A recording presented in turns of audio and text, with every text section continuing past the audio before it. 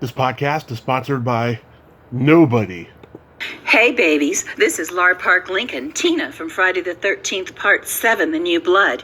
And you're listening to Tommy Throwback Kovac on Splat from the Past. Hey Bad News Crews, Tommy has a joke for you. Hey dudes, welcome to Splat from the Past, the only 80s themed horror and sci-fi show where things can get totally radical. Now today, I will be welcoming back my good friend Lar Park Lincoln. She's coming on the show today. We're going to promote her appearance at the Houston Horror Film Festival in Houston, Texas, coming up June 25th through the 27th. And just, catch up and talk what's going on in her life, teaching, acting, what's going on in my life, podcasting, and so forth. And I just absolutely adore Lar. It's going to be great to talk to her again today on Sunday, June 13th.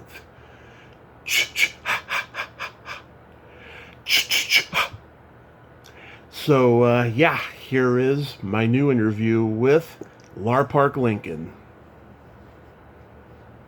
Hey, Tommy. What's up, Lar? Hi. Thanks for giving me a few extra minutes there. I had, Yeah. today you're supposed to not have the appointments, and my studio photographer dropped by with all of the new headshots of our actors to go on the wall, and okay, drop them off, I have to go, but, we do so much shooting here that it's never super fast conversation. I love that voicemail that you have. We're shooting somebody. Oh, yes. Like, I shoot people. That's what I do. Yeah. That's awesome. I'm in Texas, so, it works. Yeah. Right? Yeah. And I'm having, I live in a townhouse, but I have a front and backyard. The back is fenced in, blah, blah, blah. And you know that snow we had, right, here in Texas? Yeah. It broke up. I have a sump pump, which is something that is in the yard that drains your water. Mm-hmm. And it broke the sump pump because of the heaviness. So they're underground. Yeah. So it broke the sump pump because of the heaviness of the snow. And that was just replaced. And then a whole lot of trees. I don't know if they're going to come back. The snow, we've never had that kind of snow. And so they're out there right now power washing and getting ready to, we shoot a lot in the yard. About to do some more backdrops that'll be on wheels that I can move back and forth for kind of the blurred backdrops in the background. So they had all this noise going, so I have moved into another spot. Right. Because they knew I wasn't shooting anyone today, but I didn't realize the noise of this machinery. So now this sounds pretty good. I think I'm in a pretty good spot in the house. So. Yeah, that's good. Yeah, we live in a townhouse too, and it's pretty. It's pretty low key over here. It's been like a ghost town since quarantine started. Really? Yeah. Well, see, in Texas, it's crazy because the townhouses here, they're really big. It's weird. When I moved here from my big house, I thought that I was going to be moving to a townhouse with like 3 bedrooms, max, Mm-hmm. But these were built in the late 70s, and they built them like houses. So it's like 4 bedroom, 3 baths with yards, which I love. It totally works. And I don't usually have too much noise. But I was planting a tree earlier because, everything just was so attacked with that snow. Yeah. Yeah, we had snow up. Several feet. We have snow up here on this side of California once a year, and when it's there, it's there for a couple of days, and I love it. I love playing in it. Yeah, it's beautiful. Yeah. But it, literally, I couldn't open my front door for, it was a good day and a half, because it was against the door. Right. And, I've never in my life seen snow like that here. We just don't have that. And it was crazy difficult, nuts. I had to take in a lot of actors who had completely lost power and inside their houses was like 15 degrees. They had nowhere to go. So I was running the Lar boarding house. Right. And it's just funny. But it's so good to talk to you. Yes, it's so good to talk to you too. How is life now that the world is starting to restore back to normal? Well, you know, my studio stuff never slowed down. It's set up by, I would say, times 3. And, you know, we'd already always been shooting stuff on Zoom anyway. Yeah. But I think it became a thing of where people said, you know what, I'm not going to waste any more time. I'm going to do my dreams. Yeah. And, which was great. Yeah. But it just sped up so much. So I didn't have, you know, I had Zoom and some of my regular private clients I had in person. So this last month, I've been merging back to having more students in person and some on Zoom at the same time. So it's like getting to have, you know, full acting classes back. But, you know, we've all just gotten so stupid. I feel like I wake up stupid. I stay stupid all day. And yeah. So it's been definitely a process, right? Yeah. And when you were trying to schedule this, I had my first grandbaby. Oh, congrats. Thank you. And so Piper lives in France. And because we were banned, I wasn't able to go meet the baby. So she came here. She stayed for 3 months. And I met the baby at 5 months, and which was awesome. And they just went back Thursday, Friday morning. They got in on Friday. They just went back, it was Thursday night. So I've had this beautiful baby and her husband and her, which we all get along so well, and then my son would travel in.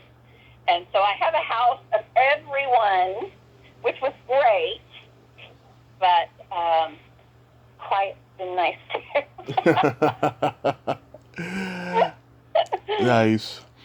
Yeah, we've had a very low death count over here in Reading with COVID, and That's low, right? very low. Yeah, I think the last time you and I talked, we only had maybe one person die so far at that time, and it was only March. And then by summer, it was only 70, and I think it stayed at 70. I don't think it's happened very much since then. Wow. Yeah. A little bubble, kind of your own little. Now, you don't have children, do you, Tommy? I don't remember. I don't have children. No, thank God. Oh, really? Yeah, my hair is already gray. I don't need it to get grayer. God. You know, with my daughter here, I was doing first shift. So I try to get her to get to sleep by 9:30, and then I would do the shift until 2 a.m. and then hand it back to her. And which is fine because I don't work early in the morning. You know, I'm not going to start teaching anybody classes 10 or whatnot. That's just not going to be my world. So Right. it was okay, but it definitely shifts you into an exhausted feeling of, again, back with the stupid, you know, just turned into a stupid person. For sure. My poor poodle. I mean, Charlie had, when my daughter left, my family's like, how are you doing? How are you doing without them? And I'm like, well, this first day, I fell asleep and took a nap, which I haven't done in a decade. And so did my poodle. We crashed. We completely crashed. Yeah, our cat's always waking us up. Oh, yeah? Yeah, she gets hungry very easily. She wants attention all the time. Yeah. Well, yeah, I get it. I mean, you know, it's crazy. But I'm getting to look at a bunch of new pictures here today because all of the students were, you know, pretty much only private or Zoom. And so the last was since March. Yeah. Been shooting headshot sessions, and because I couldn't take them all to LA for the normal immersion trip, I brought the team here. So we shot over 30 demo tapes in 4 days. It was like making a feature, and brought them here. So I've been reviewing all of those. So everybody's new headshots have come in, so they can go up on the headshot wall and it was like, oh yeah, I don't have physical prints of all of the new people. It was, what happened to people? So Yeah. it's awesome. So I wasn't expecting Brad to drop by with those photos just now. Yeah. I appreciate you being able to accommodate that a little bit. Oh, like I always tell you, I will always make time for you and accommodate you, because God broke the mold when He made you, Lar. You're so sweet, Tommy. You always are such a sweetheart. Oh, thank you. So yeah, last time you were on, you said you said for me to let you know when I hit 1,000 interviews. Well, I forgot because I've been so busy. But today you're 1,240. Wow! Wow! Congratulations! Thank you, thank you. I mean, that is crazy. Crazy. Yeah, I've been just so lucky. I've been talking to icons lately. Like I just talked to Tommy Chong a few months ago. Wait, who was that? Did you say? Tommy Chong of Cheech and Chong. Oh yeah! Wow! How much fun was that? Oh, it was great. It was nerve-wracking for me because he's a hero of mine, but it was a really great conversation, and everyone's telling me it's the best interview I've ever done, and I'm so hard on myself. I'm like, I disagree, but it was a lot of fun. Wow. So he's a good guy, huh? Yeah, he was a really good guy. He's Tommy Chong, exactly as you see him on screen. Oh, really? Yeah. Oh. Yeah, it's funny. I didn't get to mention David Kadams in Friday the 13th Part 3, who's playing a hippie guy kind of based on him, right? But then, just about a month ago, I heard him on someone else's show, and that person that was interviewing him brought him up. I was like, damn it, I should have been the one to do that. Oh, so it was just like a whole little thread that you missed? Yeah. Well, it happens for sure. I mean... Yeah, and of course I've talked to people that like I talked to Lance Guest the other day, and he said that you were one of the brighter spots of working on Knots Landing. He did not have a good time on that show. Oh, well, that's too bad. Yeah. We weren't on at the same time though, right? I mean, I don't. He was on the same time as you, and he said you and him didn't work together a lot, but when you did, it was very pleasant. He said. What character does he play? Let me look up his character. I'm going to pull it up. Yeah. IMDb. Yeah. So was he like a recurring guest star or something like that? Or is he just having a whole bunch of trouble figuring out which character? So I'm pulling him up right now. Yeah. Guess. He did like maybe 20 episodes in that season or something. Okay, I want to look on here. Yeah, let's see, Lance, let me look in here. He's got so many. He did that series, Jag, and I was up for that. Oh, yeah? Yeah, I was up for that one, which is really cool. It's funny. I really liked doing that project. So, let's see. He was on Steve Brewer. Because we were in play, that some of how they named the different things, because several of the, and call me Dimitri, there was a sense of urgency. A lot of the names of these, how you name an episode, we are in the same ones, but I'm going to go here. I am literally, in my brain, not placing him as who he was playing. It's like, I know him. Yeah. But my brain is not letting me. His best known role is he's the lead in The Last Starfighter. Yeah. No, I totally get it. I'm just like, what was, Steve Brewer. Why can't I place that actual character? Steve Brewer. It's not, I don't know. I guess, again, this must be a day where I woke up stupid. Let me make Charlie hush. And yeah. No, but Charlie. And I talked to Bader recently too. Who? Bader Hauer. Bader Hauer? Oh my gosh. Yeah. How is she? How's her life been? Oh, she's doing photography and she's loving it, Yeah. She is, and yeah, I told her your story on the Princess Academy when you punched the producer. Yeah, I'm sure she agreed. Yeah, she did. She was like, "Yeah, you go, girl." Yeah, my one act of physical violence in my life. Yeah. Punching him in the stomach, because that's the only thing I could. He was like 6'7" or something. I like punched him in the stomach. Yeah. I never felt a thing, but That's so terrible. Yeah. so fun. Well, we have a lot of big yummy things to talk about. Yes, I wanted to bring this up to you. So during quarantine, I've been binge watching a lot of old episodes of Highway to Heaven, Yes. and I saw your episode, and oh my God, it's my favorite episode. Not just because you're in it; it's a great story.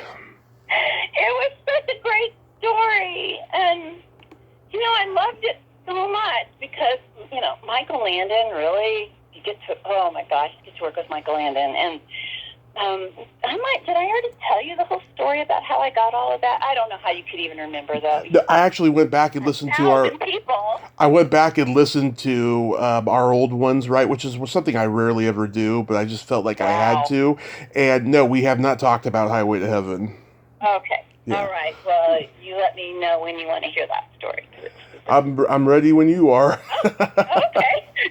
So I got the call to go in to audition for Highway to Heaven. Hmm. And my sister Karen has been my biggest cheerleader my whole career. She paid for my first set of pictures and Yeah. And she lived in California when I was making the different moves out there and, slept on her floor and did all of it. She's just been super supporter. And so sometimes if I wasn't sure about something, I would sit and we would visit and kind of talk about it.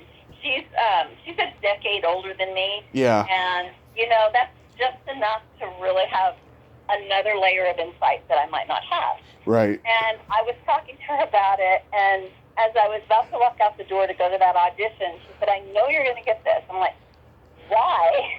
She said, "Well, Michael Landon always cast very cool shaded blondes as the women in his shows." Mm-hmm. And I'm like, interesting thought. Huh. He actually has watched Bonanza and some of the different things. And, he really does. It's Little House on the Prairie, where, kind of that cool shaded blonde. I'm like, well, that's fun. So I get there. I don't remember what studio it was at the time in LA, but I get there for the audition. It was early. It was like a 7 a.m. audition, which is unheard of. That would just never happen. But he was shooting the series. So I guess I just have to get there before they're too involved. I get there, walk across the lot, asking people for directions, and they're pointing to, the honey wagons, our dressing room wagons. Mm-hmm. I go, okay, you're meeting them in there, which I thought would mean casting director and someone to read with. And have you ever been in one of the honey wagons, like size-wise? They're really tiny. They're like if you're sitting on the bed area, your knees are basically 4 inches from touching the makeup vanity areas. Like, if you put up both arms, as a man, your arms, you couldn't even open them completely. Right. They're just these small little dressing rooms that have a little closet in the bathroom and a little makeup area and kind of a bed-ish kind of a thing. So they're very tiny. And you walk up these very rickety, kind of like an aluminum kind of stairs, like 4 or 5 stairs to get into them. And they're all connected long. So those are called, the honey wagons where we all are. And I go into it, and I open the door expecting to see casting, who I saw, and Michael Landon's standing there. And I'm like, oh, okay, well, hello. And you're in this small space, so it was like, how do I cover that I'm going to fangirl and go nuts, right? And try to be in character at 7 in the morning. So he just stands across from me and has me read the scene. Mm-hmm. I read the scene with the casting person.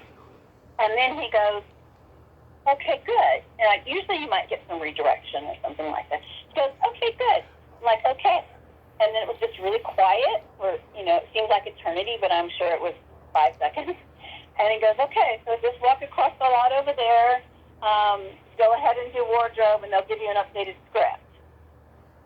I'm like, okay. And I'm kind of walking out. I'm like, I think he just offered me this role. He's telling me to go do work. I started the next day. Mm-hmm. And it was so exciting. And, he writes them, casts them, directs them, edits them, everything. He does all of it. And just an amazing man. Mm-hmm. And shooting with him was incredible. He has the same crew that he worked on almost all of his projects. Mm-hmm. He would stop shooting at 5 p.m. Wow. Stop for the day. Yeah. And you're going, how? Because normally never earlier than 7, and it's usually more closer to 9, Right. And he just ran everything like such a well-oiled machine. It was just so fabulous. And then when we were shooting, I noticed that he would hang upside down on, one of the teeter boards, and I had one at home too.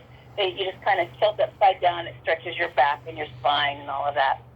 But he was actually dealing with his cancer at the time, and incredible pain during the whole time, and he died shortly thereafter. And so that was one of the things he was doing for pain while he was shooting, and such an incredibly gracious man. Oh, Yeah. literally goodness just fell off of him, all over him. Just fell off in piles next to him. Yeah, everyone An honorable man of integrity, just really nice. So. Yeah, everyone I've talked to has said that he really was an angel on that show, and he lifted everyone's spirits. I talked to Michael Berryman. Have you ever met him at a convention? Yes, I've met him several times, and yeah, he was one of the actors that helped me with my stalking situation. Oh, good. Nice. Yeah. Mm-hmm. Michael is a wonderful guy, but oh my God. So he has a memoir coming out this year, and there's a whole chapter dedicated to Michael Landon in it, because he played the devil on the Halloween episodes of Highway to Heaven, and I think Michael Berryman, I think he became disillusioned during that time with acting because he got rejected a lot because of the way he looks, right? And I think Landon lifted his spirits, and so there's a whole chapter about their friendship in there. It's amazing. It's just amazing when you can just go through your life and then somebody kind of pops in it and everything about that meeting works. That's how Michael was to me. I was working with him on some fan convention or something, and he discussed with me how bad the stalking situation has gotten, and had some really, really good advice for that, and was quite a helper on that. That's wonderful. He was very much affected by the election because it was during the time of the election. He was just, oh my God, out of it. And I've known him for about 5 years now, and I just could not believe how just low he was feeling during that interview. You just bring up the whole, just the weight of the world, and then the idiots that are trying, their job is to support us and hopefully make things better. And it's just, it can definitely be a weight. I mean, it's just, to me, it's so wonderful that we just don't have to listen to Trump on Twitter and things anymore. Yeah. Just don't want to listen to that misery coming out of that man's mouth, Yeah. It did start weighing on everyone, I think. How was working with Tom Hodges on the show? He was he was the guy that was playing one of the younger people. I was an undercover cop, and he was playing one of those. And he's the guy who likes you, but of course you're the undercover cop and you're rejecting him. Right, because I had to, right? Yeah. It's not going to work. And you know what? I'm going to pull up Highway to Heaven because I want to mention the actor's name. Well, let me pull it up under my name. Probably easier. There was an actor on that show that played. He played the really bad guy. He played the really bad guy, and I hate that I don't have his name off the top of my tongue, but I don't. He was so good to me. He was like a Jack Nicholson or something. He was so amazing, and I'm going to pull it up. Give me 1 second. And I have talked about this particular actor for years. I'm like, this guy. So I'm pulling it up right now. Highway to Heaven. Yeah. He played one of the really bad guys. Let's see if this is my episode. Okay. Give me 1 second. I know, I got it on my IMDb too. You do too? Yeah. So I feel like I'm looking at the wrong thing, but I don't know. Yeah, I think I'm just looking at the overall. So let me back up a minute. So it was that he played the drug dealer, the bad drug dealer. He was very intense. Jason Oliver? Oh, that sounds like it might be it. That ending had me on the floor laughing. What was the ending? I don't remember. Because what happened was, he's been, unmasked at the rally, right? Or the assembly, right? So he runs, he gets in his car. Landon appears out of nowhere and says, "Hey, Ray, you remember Liz? You should. You killed her, and she's in the back seat. This corpse woman, right? This corpse girl." And then he crashes into the gate, and then the fire happens, and he's dead. I don't even remember that ending. It was a very dark and very funny ending. Okay, I'm going to look up Brian Oliver. Let me see if this was him. Brian Oliver. Why am I not able to just pull it up as easily as you did? Okay, I'm going to pull it up under his name. It's spelled the normal way, right? Yeah. Oliver. And I'll probably be able to recognize him. He was just a very intense actor. He was perfect for it. I didn't see that he had. I remember before because I had looked, and I don't think that he had continued very much in working. I could be wrong. I could just be making a ridiculous statement.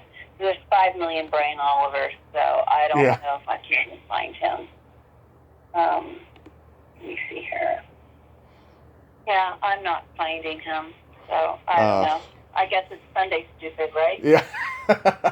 It's Sunday the 13th, by the way. Is it the 13th? It is today. Well, you see, I was telling my sister the other day, I was like, I've just literally woken up stupid, and I've stayed stupid all day. So I want to know how long we can blame COVID for that. Probably forever now. How long can we blame our lack of social skills and graces on quarantine? So, they just opened France back up 2 days ago to Americans and tourists. Right. Which is why I couldn't go over there and meet the baby and my daughter and everything. So they were so locked down, they had a 6 p.m. evening curfew, which is really early, because it was that way from last October all the way through. None of the restaurants were open, nothing in a city that's all about restaurants. And, the apartments there, a pair's apartment, hers is very nice, but they're still small. Hers is actually a good size, but she doesn't have her own backyard or patio balcony that's just hers. And I cannot imagine, at least here and maybe at your house, I imagine we could go out on our porches and our yards and driveways. Oh, yeah, we can do that. They didn't have that. They were literally imprisoned, literally. We just opened our swimming pool back up again, and I'm so happy about it. Nice. Yeah. Not having the gym is still closed over here. Not having the pool has really hindered me on my diet, which, by the way, I still need to look up that Code Red diet you told me about last time. You really do. It's such a good program. Yeah, because I've slipped. Do that. Goodness gracious. Yeah, because I've slipped and a lot's happened and stuff. My mom had an accident last summer, and I've just been stressed out. Yeah, I've been helping her, and what happened to her? She took another fall, but this time there was substances involved, and she was depressed and all that. But she has her good days and her bad days, but she's getting better. Yeah, well, I'm so sorry to hear that. Thank you. And it happened during all the COVID stuff? Yeah, it happened July 18th of last year. Well, Well, it's just like things kind of pile on, right? Right. I've got some like compressed discs and pinched nerves up in my neck that have. Mm-hmm. Oh, I have dealt with so much pain this year, Tommy. I can't even tell you. It's just been horrible pain up in my neck, down my arm, down my back, and you go in and do those injections, where they knock you out and they go deep into the nerves. So Oh yeah, my mom's got those. Yeah. Oh, she had that? Yeah. Yeah. And you have to do a series of them before they start working, So I've done 3, and it's better. But, when you have pain and you're recovering from some kind of a fall or something, it can just make you so dark. You just feel like you're not going to ever be yourself again. And, I'm really sorry for your mom that happened. Thank you. You. Then on top of it, because, I have a broken toe right now, and I have not gone for the x-ray. It's my big toe, and so they need to look at it. And I'm like, well, as soon as Piper heads back to Paris, so it's on my list, because they can't just buddy tape it, when it's a big toe. It's like we've gotten all so used to being quarantined and dealing with, I'll just go x-ray my toe next week. It's been like 3 weeks hobbling around. Yeah.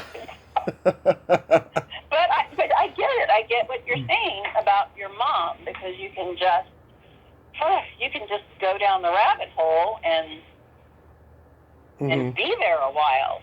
Does she live close to you or with you or what? Lives with me. Yeah, it's me, her, and my brother. And how old is your brother?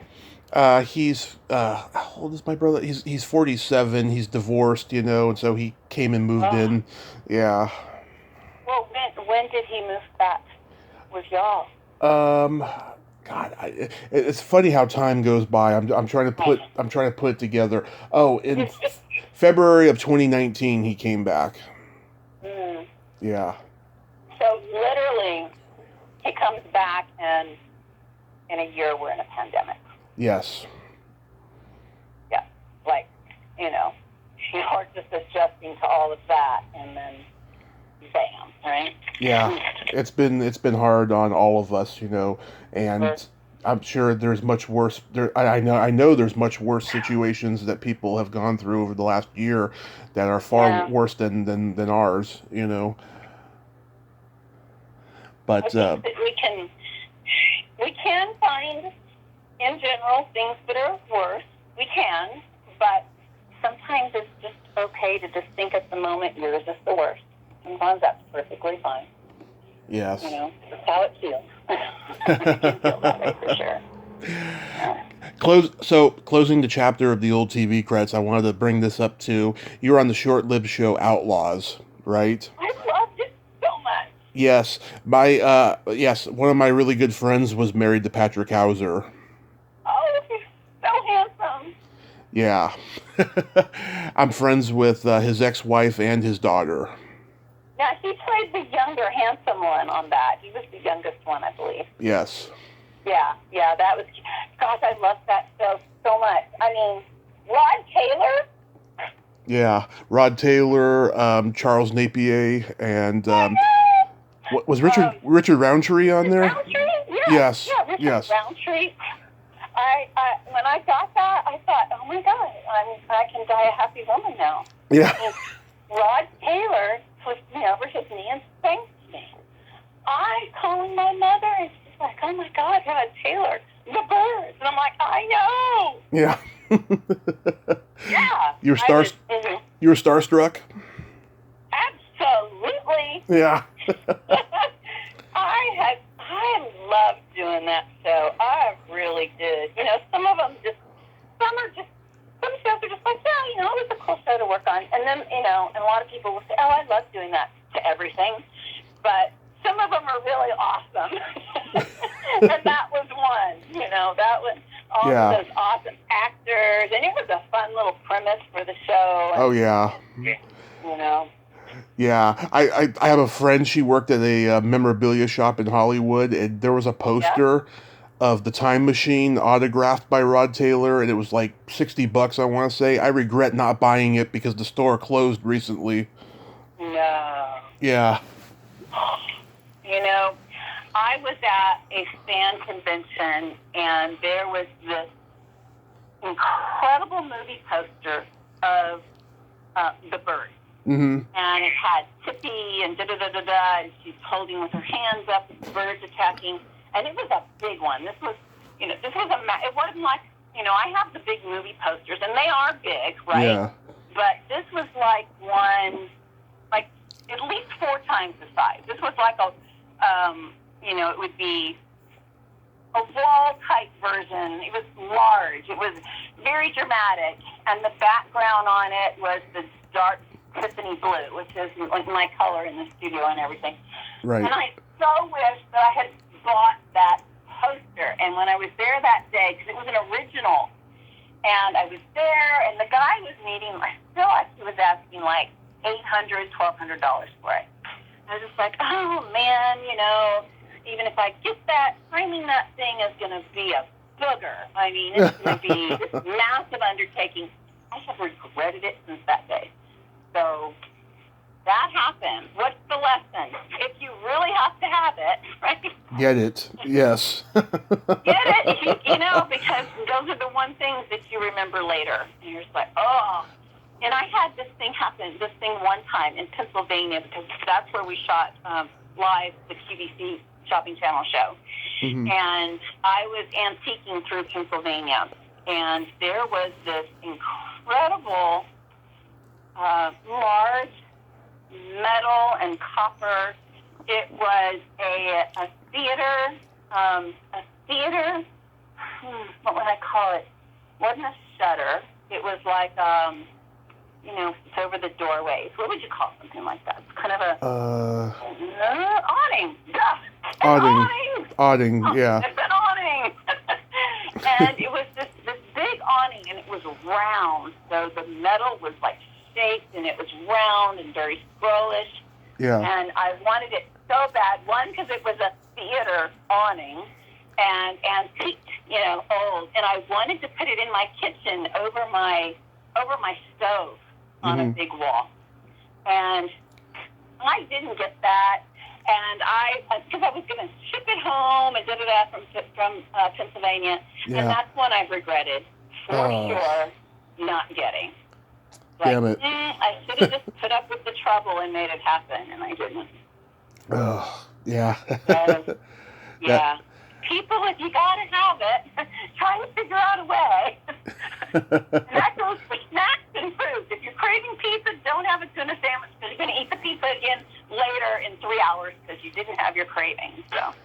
I know. I had a big old pizza last Sunday for my birthday. Oh, happy birthday! Thank you. The midlife crisis is still going, but hey, I'm having a ball. Yeah. I've hit that birthday this year too. It's painful, but we just keep moving on, So, okay, favorite stuff on your pizza? Pepperoni, sausage, mushrooms, and occasionally I like a pineapple and ham. Sometimes, right? Yeah. I am an olive girl. Ugh. And it's the green olive, not the black ones.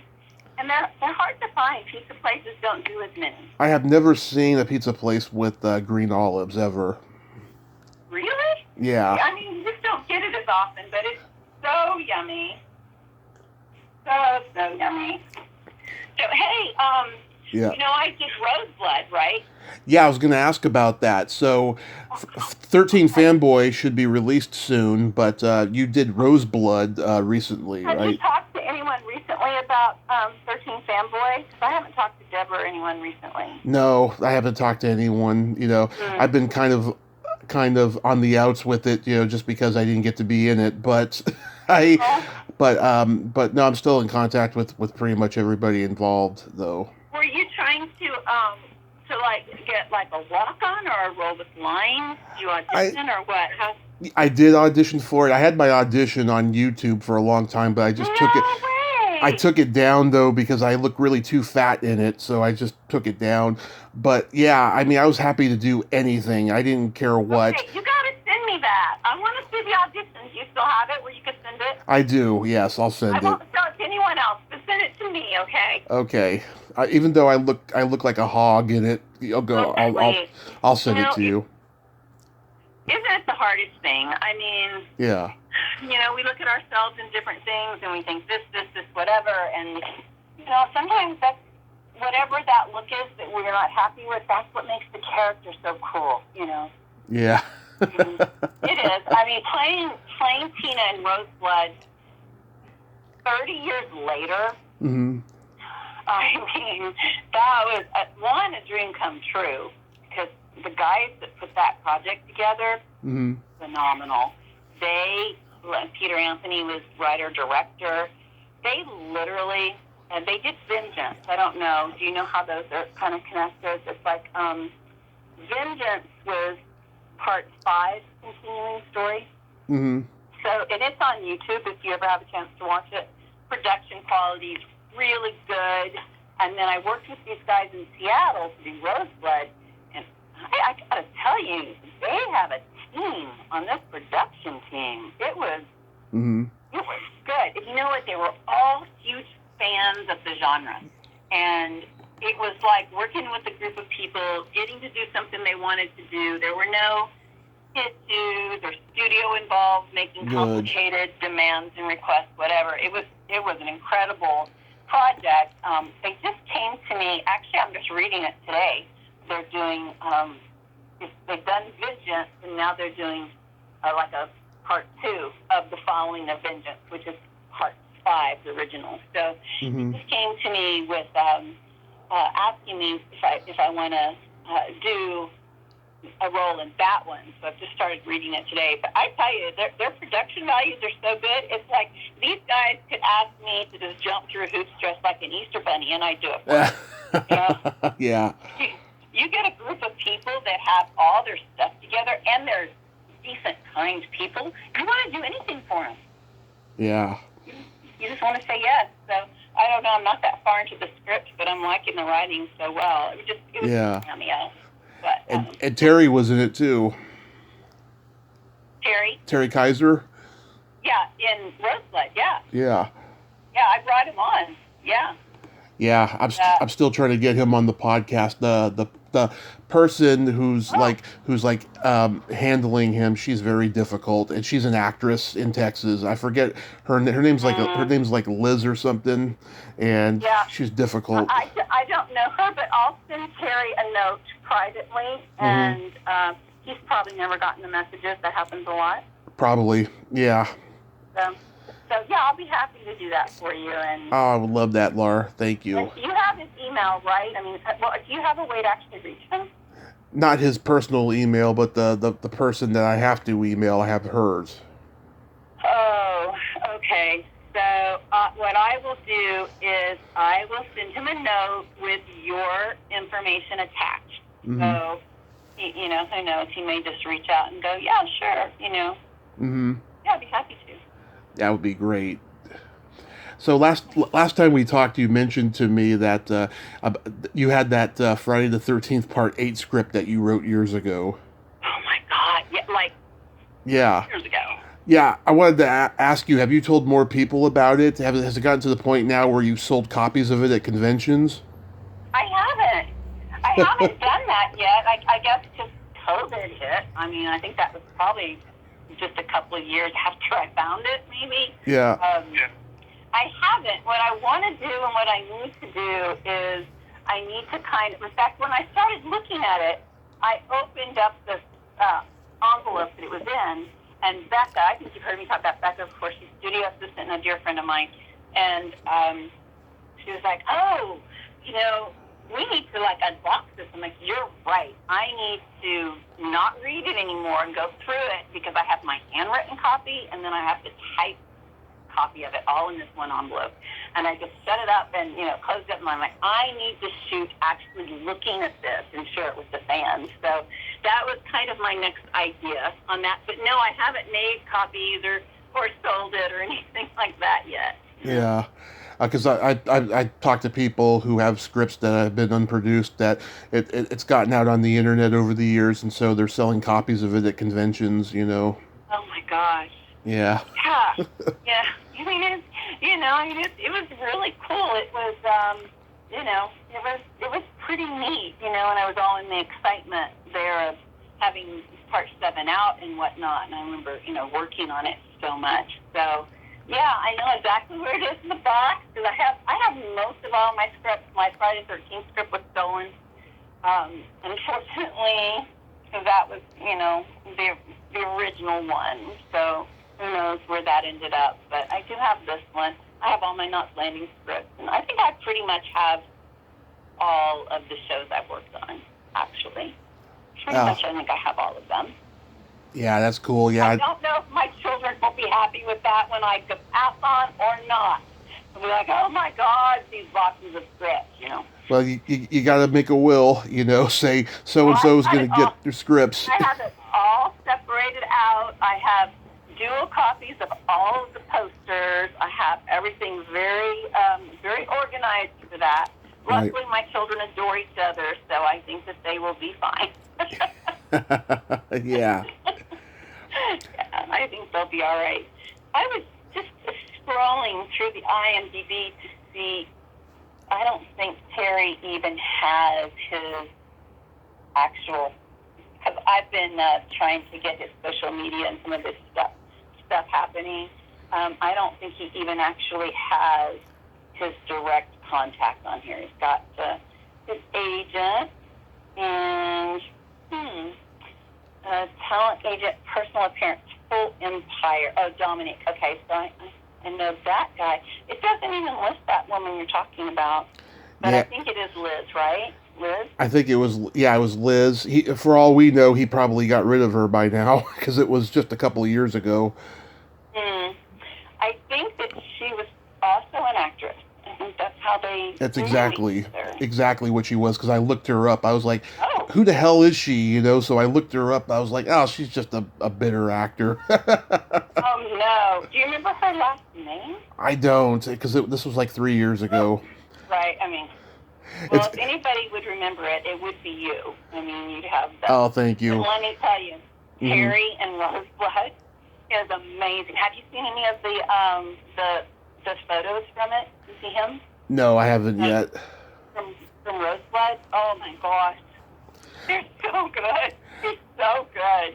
When I met him 4 years ago at Monster Palooza, he was just the sweetest man I'd ever met in my life because I'm so used to seeing him play an asshole and everything, right? No. And it just, he took me by surprise. And I brought up, he played a stand-up comedian on a 2-part episode of Hill Street Blues. And he told me that was his favorite character. And I told him about how, I did stand-up. And so we went into a conversation about stand-up comedy. And it was wonderful. And then we took a picture. We're both wearing sunglasses like we're Bernie and Weekend at Bernie's. At Bernie's. It was pretty damn funny. That is pretty funny. Yeah, he's a wonderful guy, truly. Another person I would just do anything for. Just that. Yeah. Most awesome people. So I'll give him your which email? Because I'm looking at a Gmail email for you. Is that the one you normally use? Let's see what's in it. I can't remember. It's been a long time since I've tried to get in touch. But my email is, TommyComic@gmail.com.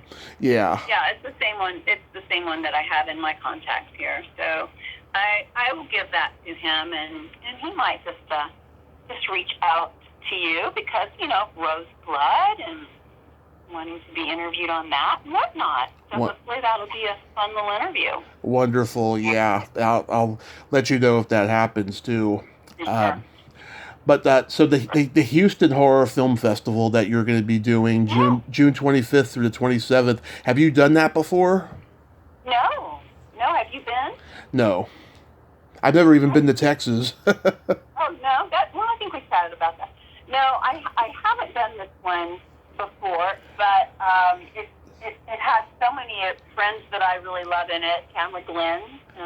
Have you ever interviewed her? Oh, don't even mention that name on this podcast. Oh, I'm sorry. Bad experience. Yeah, it's terrible. So hard. So sorry to hear that. Sometimes that happens. Yeah. But yeah, so she'll be there, and I think there's I think Felicia's going to be there. I think Felicia Rose is going to be it. Felicia's going to be there. Okay, so here's a list I have. So Okay. Clint Howard, Amelia Kincaid, Leslie Easterbrook, Linnea Quigley, Felicia Rose, Oh, wow. Patty Mullen, who, by the way, is the only guest who ever hung up on me. Hung up on you? Yeah. Well, what on earth were you doing? Were you making horrible sexual comments to her? First off, she wouldn't have been offended if I did, because she was in Penthouse. But no, this is what happened, right? So we start, right, and she's a type A personality because she's an Irish girl from Brooklyn, Yeah. and I'm asking her, about, what sparked the interest of wanting to be a model first and then go into acting, and then she started. I did too, yeah. Yeah, she started micromanaging the interview, and she asked me, she said, do you like Penthouse? And I do like Penthouse. However, I had it confused with Hustler. I never liked Hustler. I thought it was trashy. And so I said, no, I think it's trashy. And she said, well, if you say Penthouse is trashy, that means I'm trashy too. And so I'm going to say goodbye now. And we had only talked for like 3 minutes by that point. So then it wasn't until I realized, wait a minute, is it Penthouse or Hustler? It's Hustler. Oh, shit. And then I tried to apologize to her, but she blocked me, so whatever. But like I said, she was being, not very nice to me anyways, so it happened. Yeah, I am sorry to hear that. And then you kind of just say, I don't know. I think sometimes if people... I don't know. I just throw a huge extra grace pill at everyone and hope that maybe it was just a moment in time that she was having a difficult day. I don't know. Sorry to hear that. Yeah, it's happened. I mean, I've had 99% good experiences interviewing people, and I have maybe like 10 guests on my worst list who are absolute jerks, but for the most part it's been mostly good, but the bad stuff, it goes with the territory, so I look at it from a positive angle. Well, I mean, you have a really interesting job that has a lot of twists and turns to it, because you have to connect with people, and then, my gosh, the scheduling that you do is a pain, right? I felt so terrible having to work on that schedule the last few weeks. I was like, having to change and come up with but I run the studio and whatnot, so it's kind of like schedules are always hard, but I've always thought that reporters, interviewers, oh my gosh, them trying to track somebody down and actually get them on the schedule and then make it happen. I don't want your job. Yeah. No, thank you. It's a lot of fun. The only thing is it's addicting. So if you're not addicted to it like I am, it can probably be a lot more, pleasant in terms of scheduling and all that.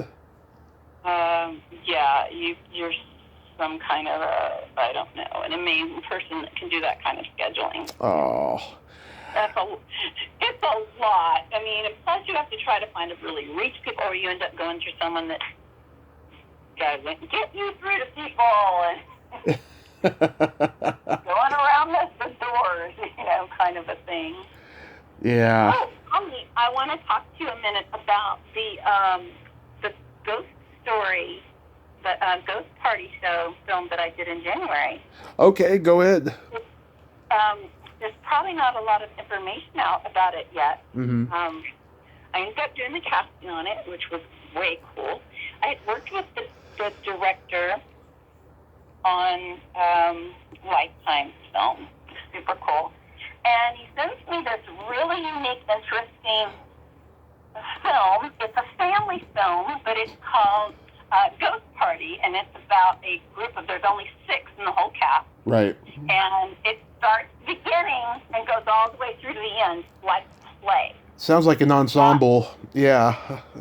Yeah. So it's shot in we shot it in order, which totally messed up my brain because I'm used to shooting everything out of order. So it was like doing a play, literally, I think I had 59 pages of dialogue or something, which is nothing to some fabulous theater actor that can do that in a second. But it was amazing. We shot the entire show in 4 days, and then we did a day of green screen.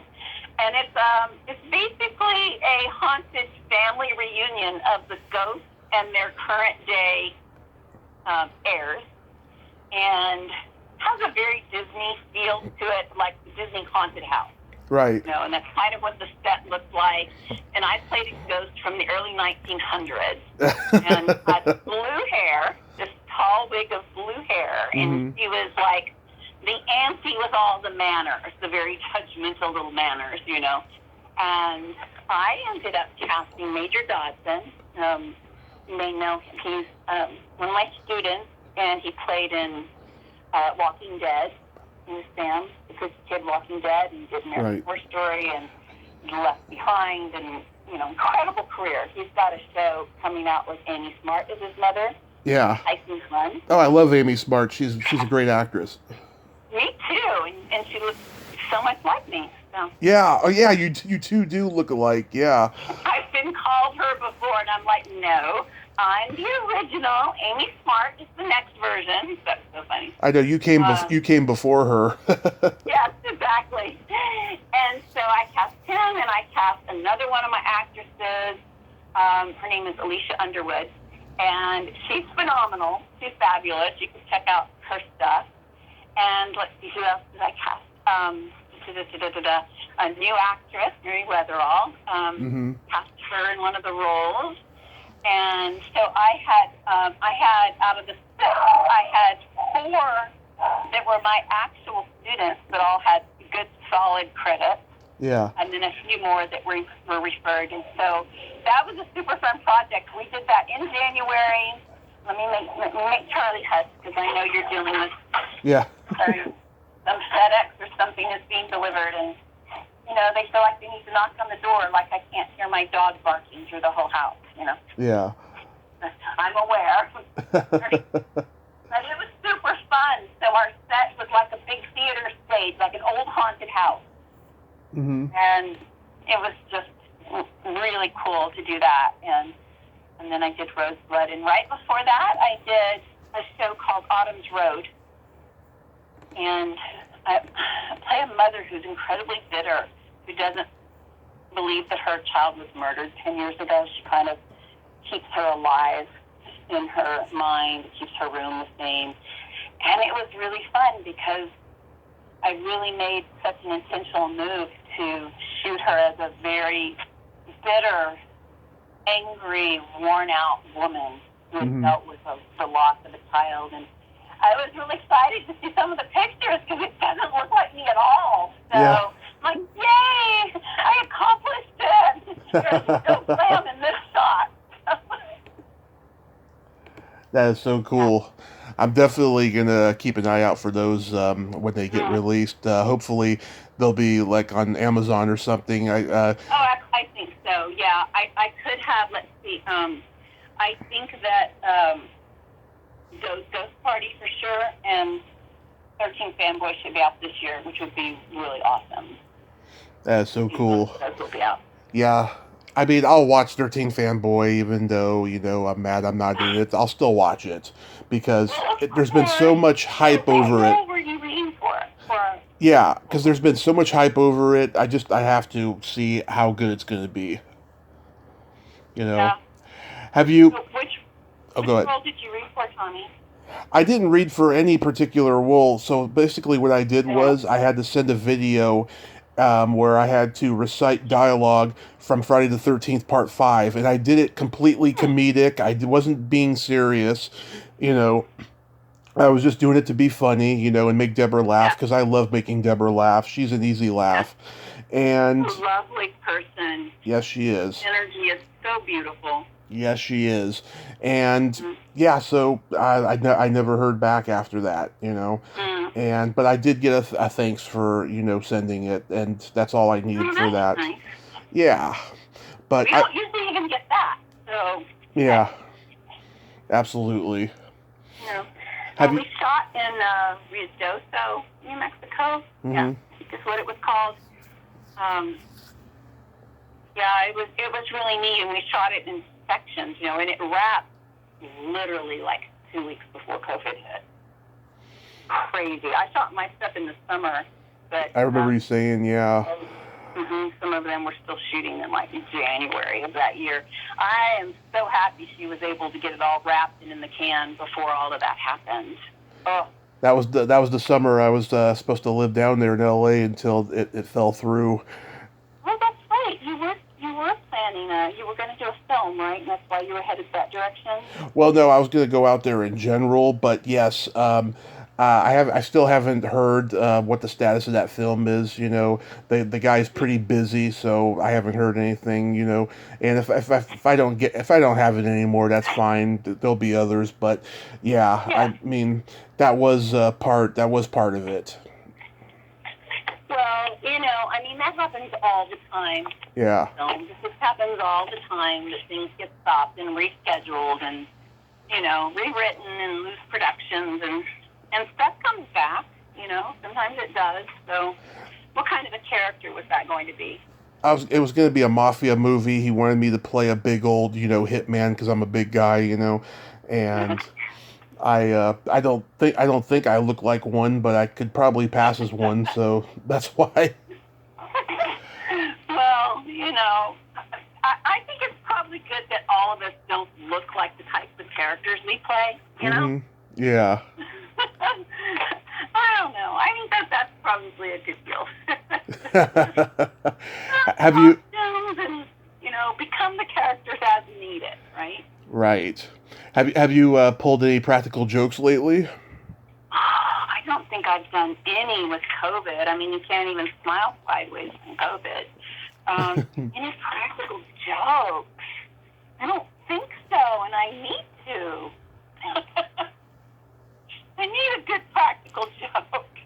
Well, let's see. Maybe I can do something in Houston. What was that last convention I did? Oh, my God, here comes brain dead. But I did not get to pull any practical jokes there, and I wanted to. So maybe I can find some in Houston to do. I have an idea for a practical joke movie, right? Okay, I love those hidden camera Johnny Knoxville movies, right? Like Bad Grandpa. Here's the idea. I don't know that.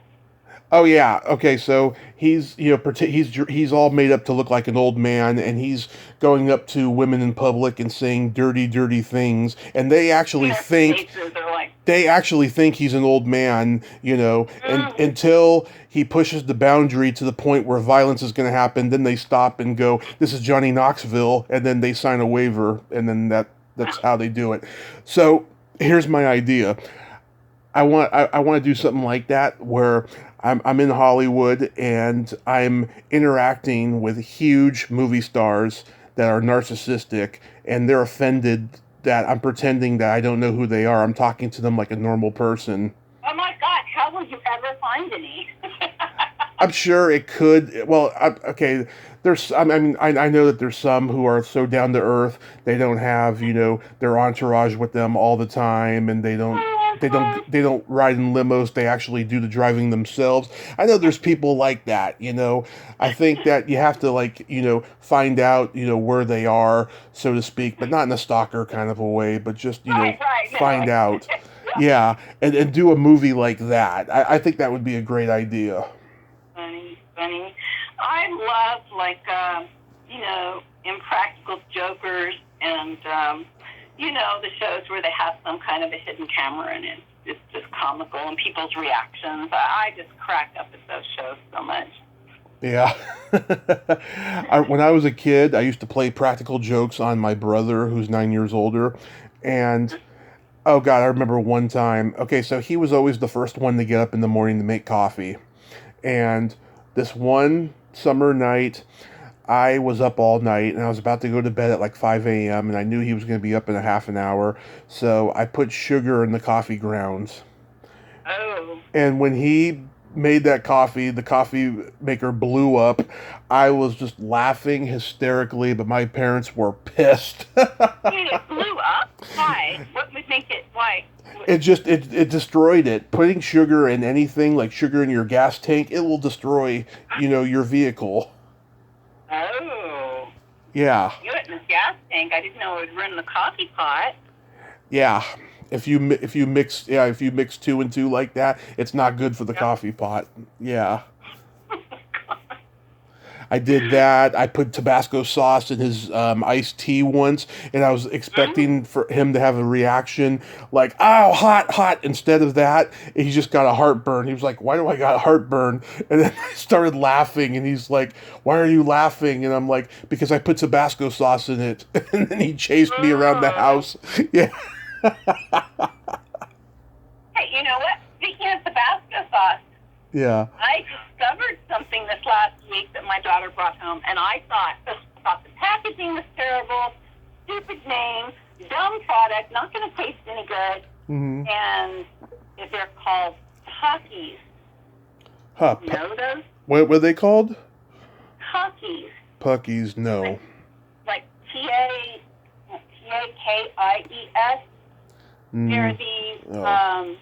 They're these Mexican chips. Yeah, Takis, these Mexican chips that taste like hot, spicy chips. Huh. They're so good. I will check them out. Just like 3 of them. Mm-hmm. They're going to burn through your tummy wall for sure. Okay, then maybe I don't want to try them. They're very addictive, and very, very good. And total junk food, let me tell you. I mean, sure there is nothing in there of any value except eating those hot, spicy, fabulous chips. Yeah.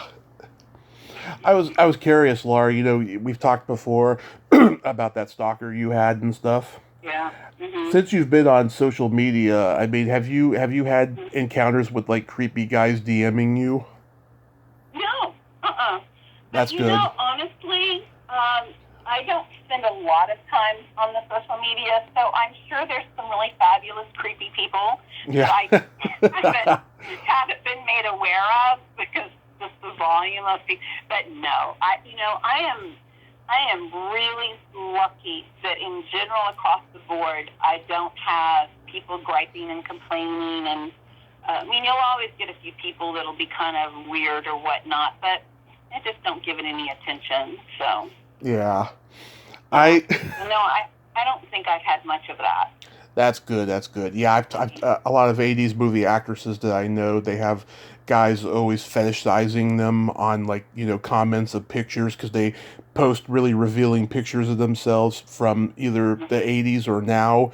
Sure. And a lot of them, take it with a grain of salt. They know that, they know that that's what the energy is going to be put out there and stuff, right?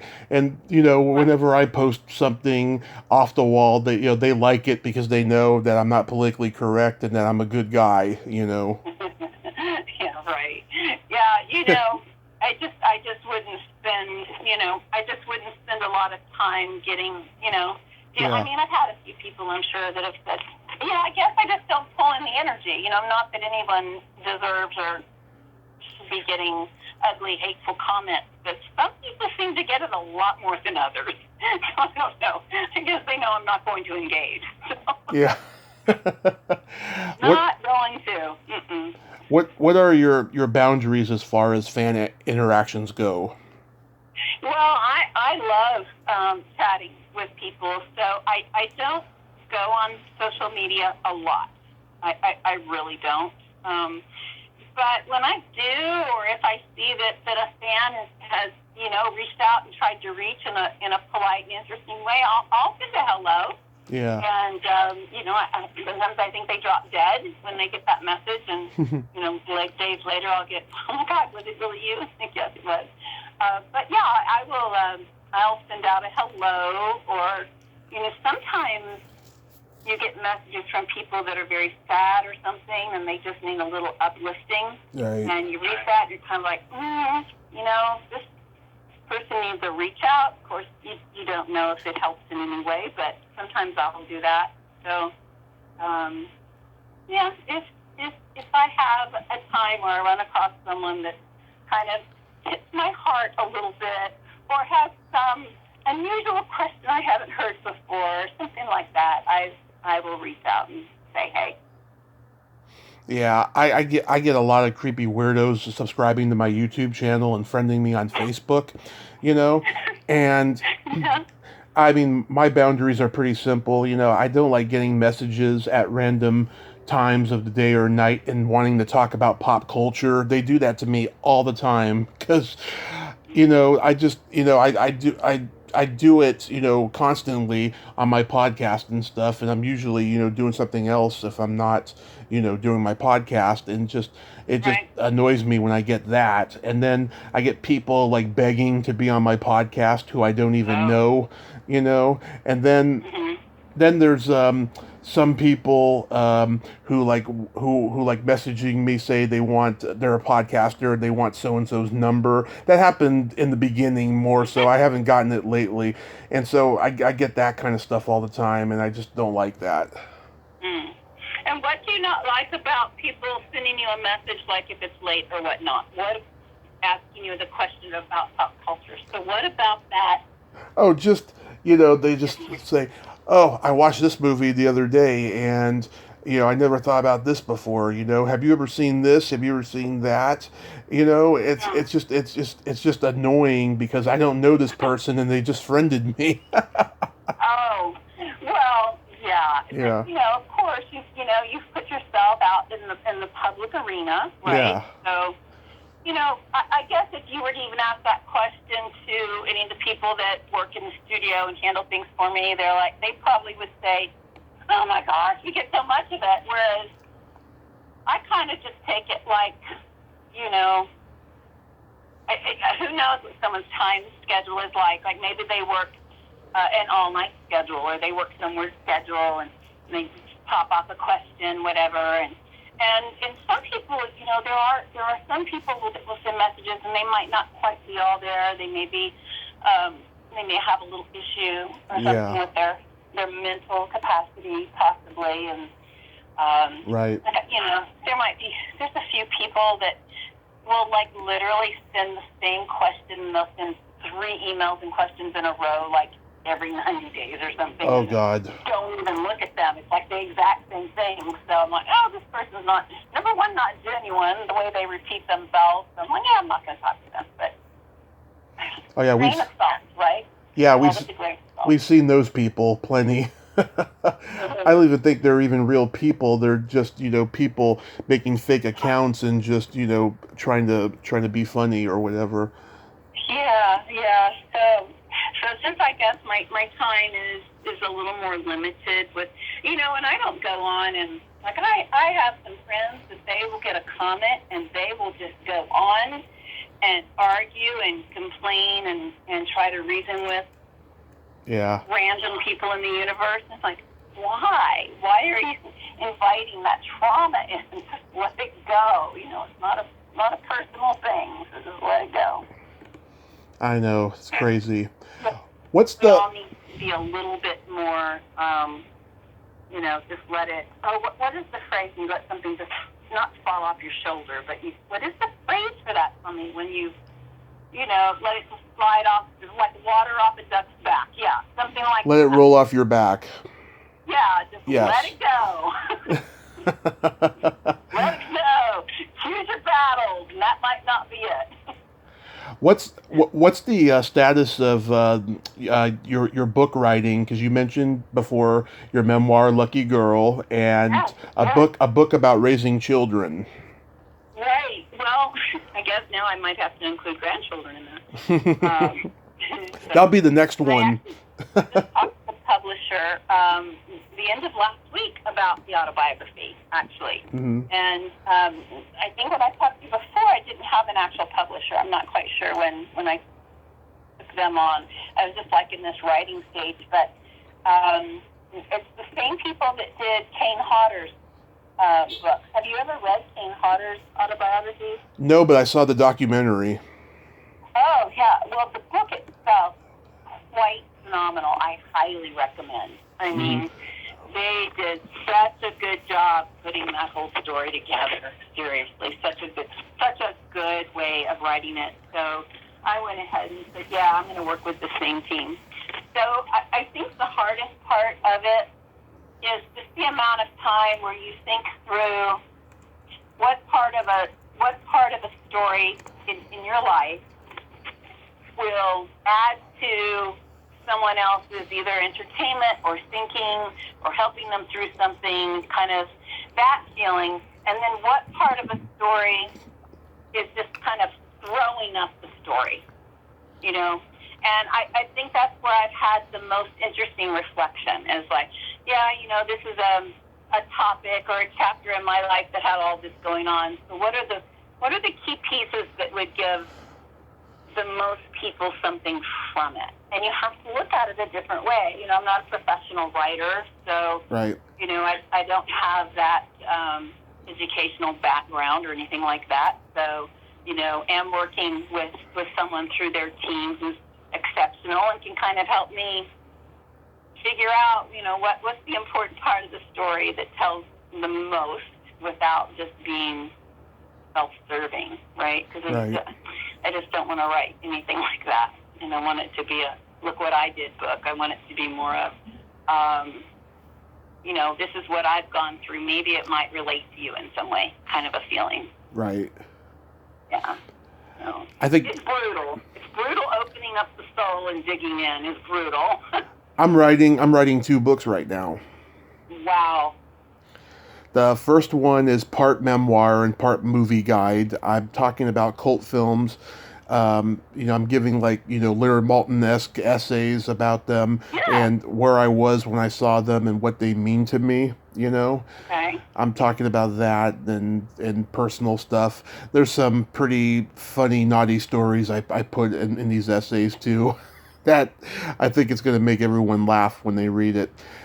Uh-huh. And some people uncomfortable if they're a prude, you know. Right. Then I'm writing a trivia book about one of my favorite bands of all time, the Bangles. Oh, goodness, yeah. Yeah, I'm actually having more fun writing that book than I am writing the other one, because the other one I actually cry during some stories I tell in it, because it's just so emotional for me, because I remember. Right. That's what I'm talking about. Is you have Yeah. to dig in, and then we have to separate what of it's our story that's only that would only really affect us in some way, and then what part of the life experience fits in with the whole theme of the book you want to create. You know, and yeah, because some autobiographies and whatnot, to me, they just seem a little too self-serving for my taste, or they become self-serving. Do you think that? Direction. Mm-hmm. Yeah. Do you think that people they write books because they just want to make a profit? Well, I think they may have that intention. I think those of us that have written, you know, I mean, you have some books published, don't you? Haven't you done? I haven't gotten anything published, but Yeah. it's a goal. You know. Yeah. I mean, you know, you're not going to, you know, the money doesn't roll in from books. It just doesn't. It's more kind of like just opening up a story for many people. I mean, you know, I like, you know, when I'm speaking or something, I'll sell books at those events or whatever. I mean, the only book I have right now that's published is my Get Started, Not Scammed. Mm-hmm. So I think if someone thinks they're going to do it just for money, once they start the process, they'll realize that it's a little too hard to just be doing it for that. But Yeah. I don't know. Yeah, no, I'm not doing it for money. I want to do it because, you know, I want to put my thoughts to the world. Mm-hmm. Mm-hmm. That's all I want to do with it, you know. And Right. if I can get through this next year with the rest of my debt being paid off, I can self-publish it on Amazon, and Oh, yeah. the world will see it is. You know, when the pandemic hit, you know, I had all these projects lined up I wanted to do, and, you know, I wanted to put on a movie screening. I wanted to make another attempt at doing my own horror show pilot, all that stuff. And it's still the goal, but, you know, it's just waiting for everything to open up again.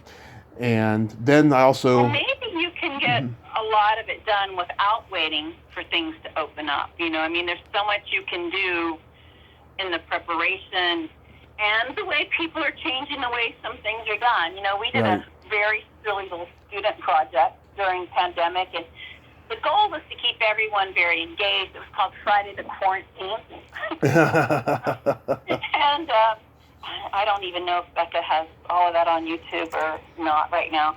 Because I think we did like 3 episodes, little webisodes, and it was to be sure that all the students had some project that we were doing through Zoom. And, you know, it just kind of grew, and it was like, you know, what can we do? Everyone stay engaged and have fun, and we were playing exaggerated versions of ourselves. That's what it was. And in my mind, I was trying to play Moira from Schitt's Creek. It was my homage to Moira, because I feel like she's my spirit animal. She is, you know, she's me in comic book form, you know, just so fabulous.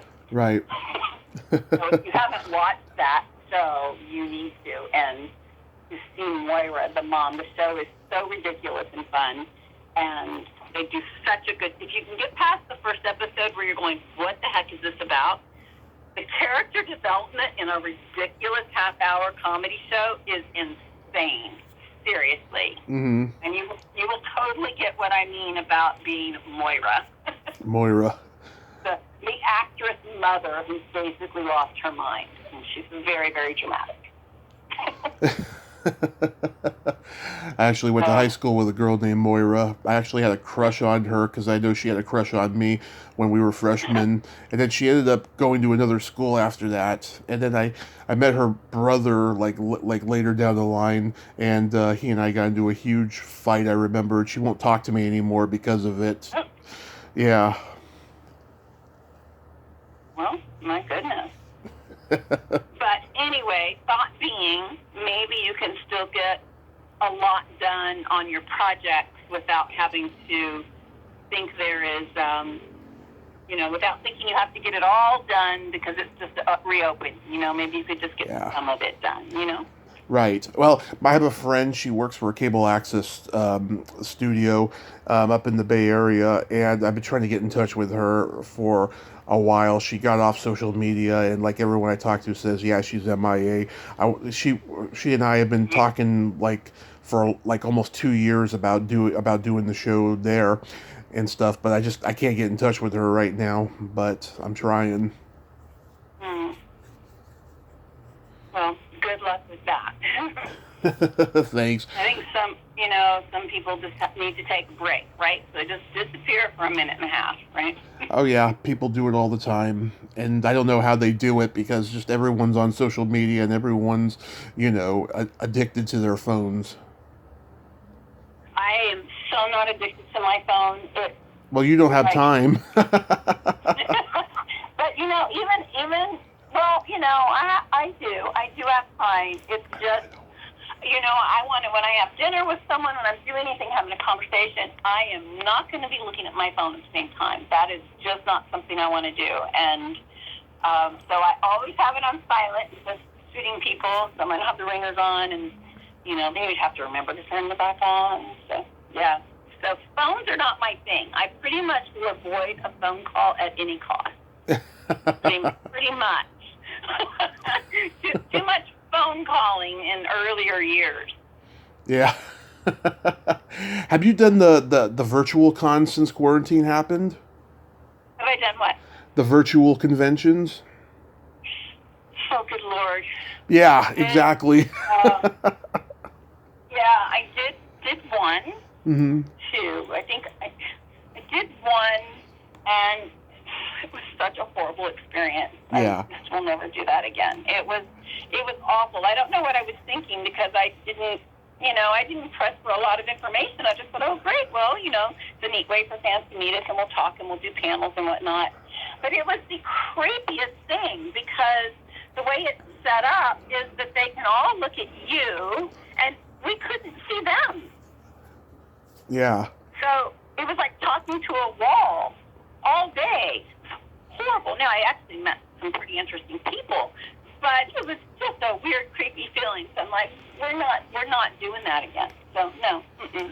Yeah, I've seen a couple of them on YouTube. They just look so awkward and weird.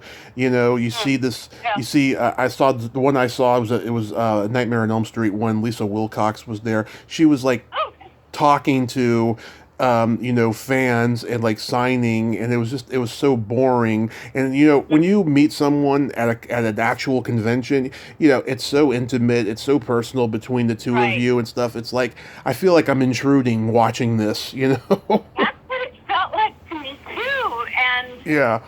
I was, I kept thinking, well, do they have some way they're going to turn like their Zoom camera on or something? And of course, all of this was coming to me as the whole thing was getting started when I realized, no, I can't see these people. And then they would text their questions. So I couldn't hear them. The questions would come in as a text, but I'd answer them normally, right, with volume and trying to stay engaging and interesting was hard. Just the whole process was hard. So it didn't seem to be a thing that is right for me. So I'll pass on that one for now. Yeah. Save it for the next pandemic. So. Yeah. No. Do you have any Cali trips in the future lined up? Well, normally I go out and do the demo immersion trip with the students, which we couldn't do the entire year. Right. So I just brought the LA team here the first week of March, and we did like 30 demos here. It was crazy in the 4 days. It was crazy. So they used to go in the fall for sure, and usually a total of 2 or 3 times with the students. So we'll have to see. I don't think I'm going to do it this fall because I will have some Europe trips going on in October, November, and I think that there's all of the conventions that got canceled or rescheduling. So I think I'm not going to go for that kind of a trip, and haven't been for fun out there this whole year because LA's been closed, right? Yeah. Completely closed. So yeah. Well, Burbank approved to have the Hollywood show in August, and I'm thinking about going out there. Yeah. I've never done that Hollywood show, but it's been on my list, and they've, always asked me to come out and do it. I think that would be a really fun. Have you gone before? I'm sure you have. I haven't gone before. I've been to that venue before for Monsterpalooza and everything, but I haven't gone to the actual Hollywood show. But I was going to go last May until the pandemic hit because the whole cast, and I mean whole cast with the exception of Travolta and Olivia Newton-John from Grease, was going to be there. Really? Yeah, everybody from that movie was going to be there. Oh, wow. That would be pretty phenomenal, honestly. There's a small theater here in town that is actually doing Grease right now. I was going to go today, but I think I'll probably just go. I think they're here for a few weeks. So it's a small theater right outside of Dallas, and they've opened up, and they're going to do it live. I saw Mamma Mia there a couple weeks ago, and it was wonderful. It was just really great. So, with any luck, right? Right. Because I still want to hang out with you in person. I value our friendship.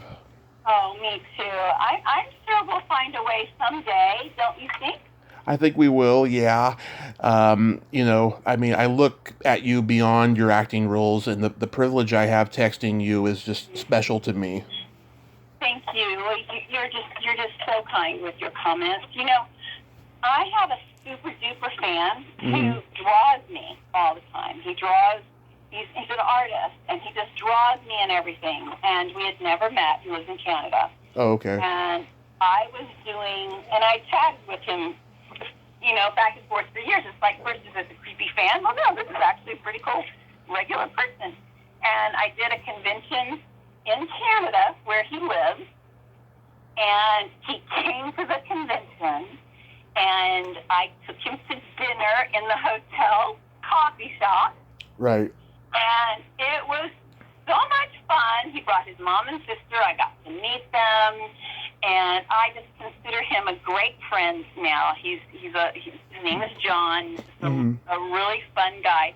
He's an actor, and he also works in the school system, does different things, and he writes also. Right. And his art is really fun. So you just never know. I mean, it happens. It just does sometimes. In fact, what I did is he's drawn me so much throughout my life. It's like, oh my gosh, he draws kind of these caricature kind of pieces.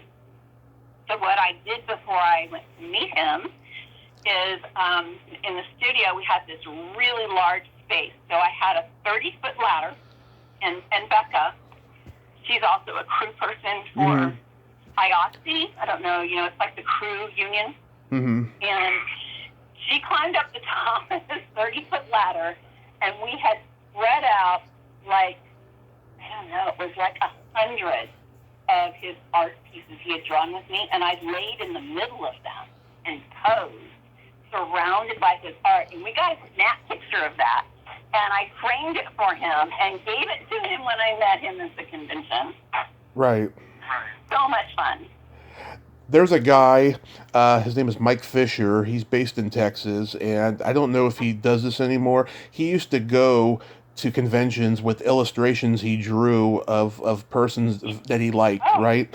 And he used to have them sign it. And I used to think to myself, he should Xerox those and give them a copy, because it is beautiful the way he draws them. Really? Yeah. A lot of them that draw do fan art, they do give us copies. Yeah, I have lots of really cool art from the different people. So a lot of them do. Yeah.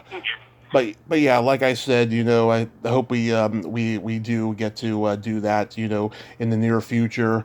I don't know when I'm going to go to a convention next, because, like I said, over here it's just insane. I was going to go to some conventions out of state. There was this one convention that was supposed to go on this weekend that got canceled like a month ago in Las Vegas.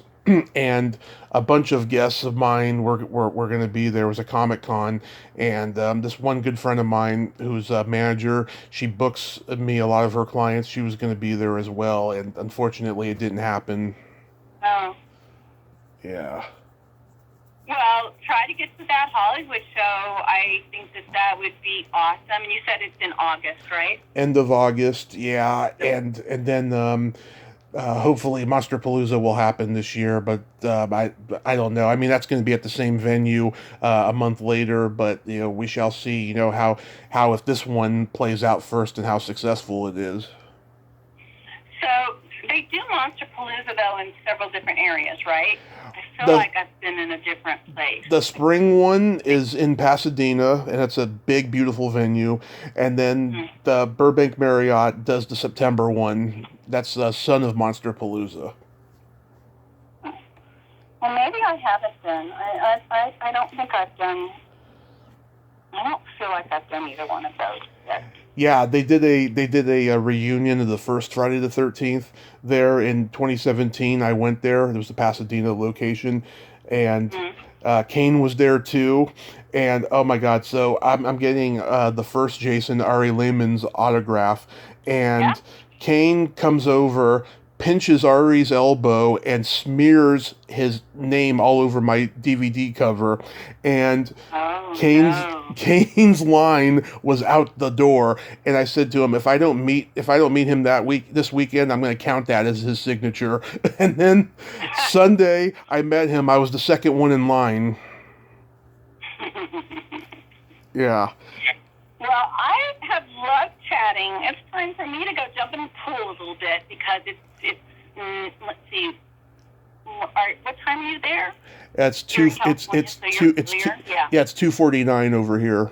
Right. So we've still got some fabulous sunlight here, and I'm deciding on what flowers to get planted in the front. So I am going to go throw the suit on and jump in the pool and the hot tub for a little bit on this Sunday. I'm going to do the exact same thing. I promised my mom we'd go for a walk out here first, and so I'm going to do that as well. Let me leave you with a couple jokes, as usual. Oh, yes, please do. Okay. A priest says to his neighbor, "Top of the morning to you. I heard the ice cream bells, and I felt like a kid again." The neighbor says, "Careful, Father. They got cameras everywhere now." My God, you always do this, and then I don't get it. I'm really blonde. I don't get it, Tommy. Pedophile Catholic priest. Yeah. Yeah, so he was gonna go, pick up kids at the ice cream truck, and he said, "Careful, Father, there's cameras everywhere now." Like on the ice cream truck? Yeah. But I don't get the joke. Oh my God, you have to cut that out. I'm gonna sound like such a stupid person. Okay, let's see if you get this one. Another one. Give me another one. How do you jerk off a capitalist? I don't. No, I don't. Give him an invisible hand job. Invisible. Okay, you're just going to have to, open some joke book that's very simple. Because... Okay, what did one burp say to the other? One burp say to the other? Yeah. I don't know. Next time, let's be stinkers and go out the back. I got that one! Yay! Are you writing these yourself, comedian? Sometimes I write them, sometimes I hear them. I know a lot of jokes. I mean, I've built up a reputation as the Bowdy joke guy. I strongly believe, and this has worked to my advantage, if you tell people in show business Bowdy jokes, you've got friends for life. Yeah, if they get the joke. I mean, for me, it's just kind of a constant, huh? For the most part, they do. They do. For the most part, adults can get the joke. Yeah. Okay, fair enough. Got it. Well, I hope you had a wonderful week and swim and all the good things that come with a Sunday off. I'm also off tomorrow. So, barring any student's last-minute audition that must be shot, right. I hope he's chilling out tomorrow also. Well, thank you so much for coming back on again, Lar. It's always fun talking with you. And even though you don't like talking on the phone as much anymore and stuff, I would love to have a private chat with you sometime if you're available. Oh, quite possibly. I don't know. There's a lot of people you'd have to go through for scheduling. I mean, it doesn't have to be long like this, It could be short. Well, again, congratulations to you on all of the amazing interviews. I mean, that is something. How many years have you done it now? How long has it taken to get all of these? Last month, it was 4 years. That's what's amazing to me. I think I talked about that with you before. It's like, how have you done it in such a short amount of time? Wow. I'm Zelig, Woody Allen and Zelig, pretty much. I mean, that's a lot of accomplishment in a very short amount of time. So it is. That's amazing. Amazing for someone to say they've done that much. People need to be interviewing you on how to pull all this off. I did one interview last summer. The person ended up being a bad person, and her podcast is still going, and she's just doing a lot of shady things. But I was happy that someone reached out to me last summer, but it was just a bad circumstance afterwards. But that's too bad. Hopefully it's the beginning. A lot more people will start asking me. Yeah, I mean, do you have a website of your own? I don't remember. I just have my YouTube channel where people can... YouTube channel? Yeah, where people can go and listen. I will get a website in the future, just not right now. Yeah. Well, that would probably be good. Then people would have a way to, find you and say, let's book him for an interview, make it easier for them to do, Absolutely. Quite possibly. All right, dude. Off you go. Thank you so much for thinking of me again. Always. Bearing with the scheduling, and I appreciate it so much. So I'll jot Terry off a note for you, and we'll see if we can make him 1,000 blah, blah, blah and something. I don't know. I appreciate that very much, and you have a great day, and swim safe. All right, I will. Take care, Tommy. Okay, have a good one. You too. Bye-bye. Bye-bye. Well, there you have it. Lar Park Lincoln. Ain't she a sweetheart? I love her so much. She's the real deal, and I love having chats with her because they are so authentic and real, and it's not, a matter of like when sometimes someone's not responsive when you do an interview with them, they treat it like they're doing you a favor type of thing. No, it's authentic and real with Lar Park Lincoln. God broke the mold when she made her. She is Southern hospitality. Well, until next time, this is Tommy Throwback Kovac saying there's no shame in living in the past because the present sucks. Later, dudes.